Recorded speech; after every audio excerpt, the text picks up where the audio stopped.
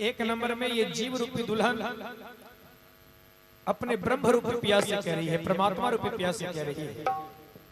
और 2 नंबर में एक संसारिक दुल्हन अपने संसारिक पिया से कह रही है। और तीसरे नंबर में संत सम्राट कबीर साहब अपने गुरु रामानंद जी से कह रहे हैं। ध्यान देंगे, ये इस गीत में 3 भाव है। और तोहरा से राजी नाए बोलो मुझे,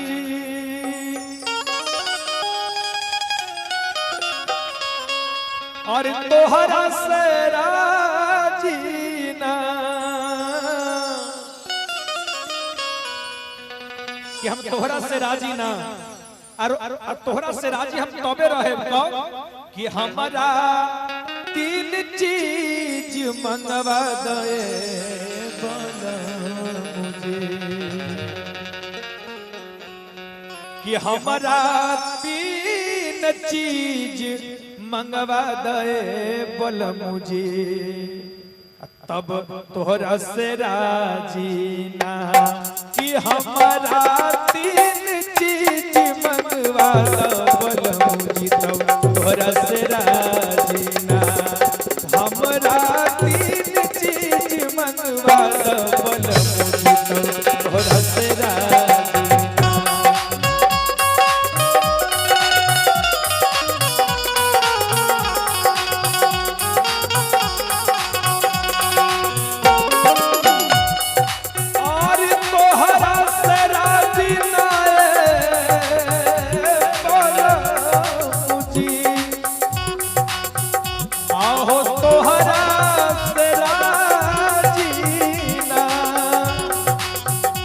तोहरा से राजी ना, राजी रहे कब? तोहरा से राजी ना बलम जी, तोहरा से राजी ना, हमारा 3 चीज मंगवा दे बलम जी, तब तोहरा से राजी ना, हमारा 3 चीज मंगवा दे बलम जी, तब तोहरा से राजी ना।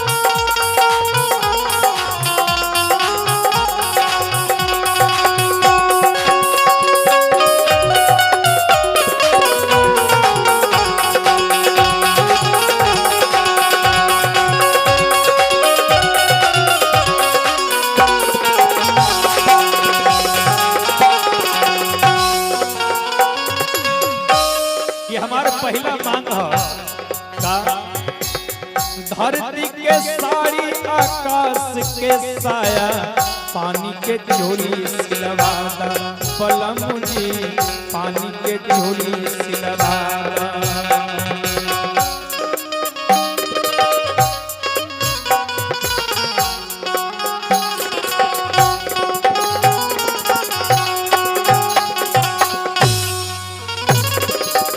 धरती के साड़ी आकाश के लहंगा, पानी के चोली सिलवा दा बलम जी, पानी के चोली सिलवा दा।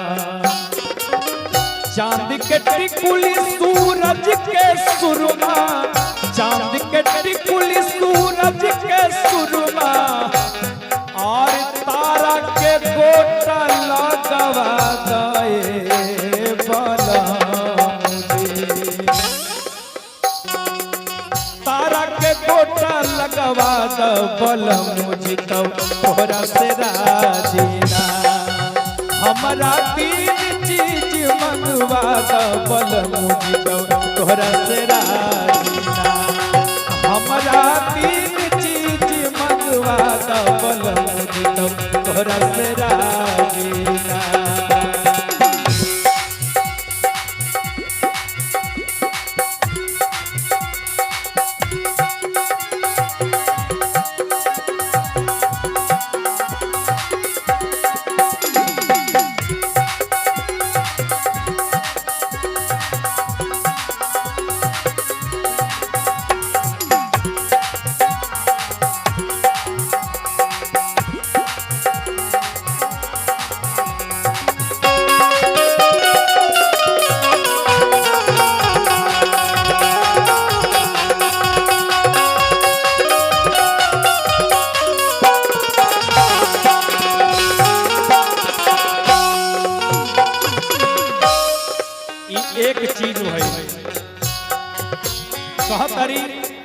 कि अगर ई ना हो सके तो हमार रउआ से दूसर मांग है का शब्द पर तनी ध्यान देवे के बाद साहब कबीर के रचना है और कबीर साहब के बानी तनी अटपट होला ध्यान दें। बैल पियाई गाय भई बांधिन बछड़ू से दूध दुहवादा बलमुजी बछड़ू से दूध दुहवादा।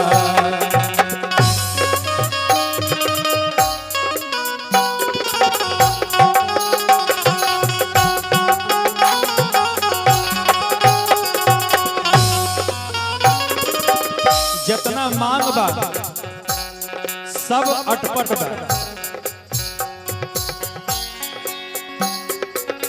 असाधारण मनुष्य के बस के बात नहीं थे, लेकिन कहत अरे बैल पियाई गाय भई बांधिन बछड़ू से दूध दुहवादा बलमुजी बछड़ू से दूध दुहवादा। इतने ना और का रतिया के दिन कर दिनवा के रात कर रतिया के दिन कर दिनवा के रात कर हमारा अग्नि के से जपर सुला गए बलमुजी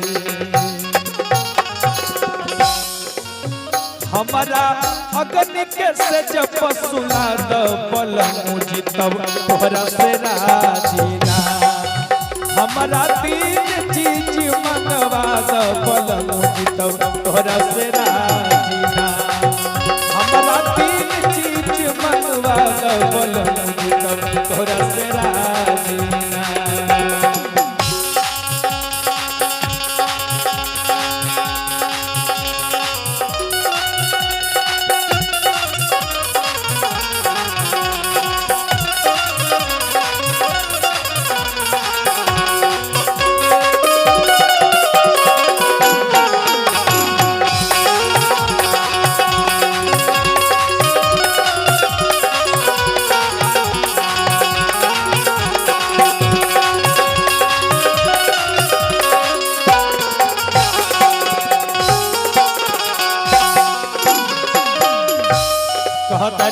कि अगर ई भी ना हो सके देखिए दो चीज होला कहतरी कि अगर ई भी ना हो सके तो हमार तहरा से अंतिम फरमाइश है अंतिम मांग है का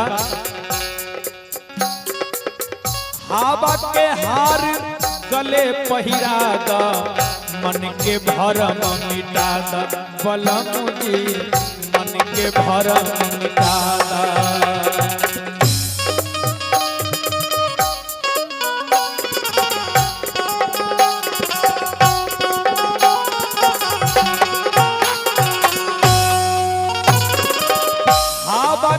गले पहिरा द मन के भरम मिटा द बलमुजी मन के भरम मिटा द। कहत कबीर सुन रामानंद स्वामी कहत कबीर सुन रामानंद स्वामी हमारा अक्षर समझा दे बलमुजी।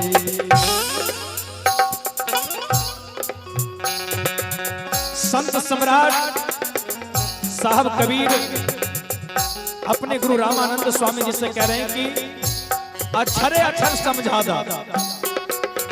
कहत कबीर सुना रामानंद स्वामी हमारा अक्षरे अक्षर समझा दे बलमुजी हमारा अक्षर अक्षर समझा द बलमुजी तब तोहरा से राजीना हमारा तीन चीज मंगवा द बलमुजी तब तोहरा से राजीना।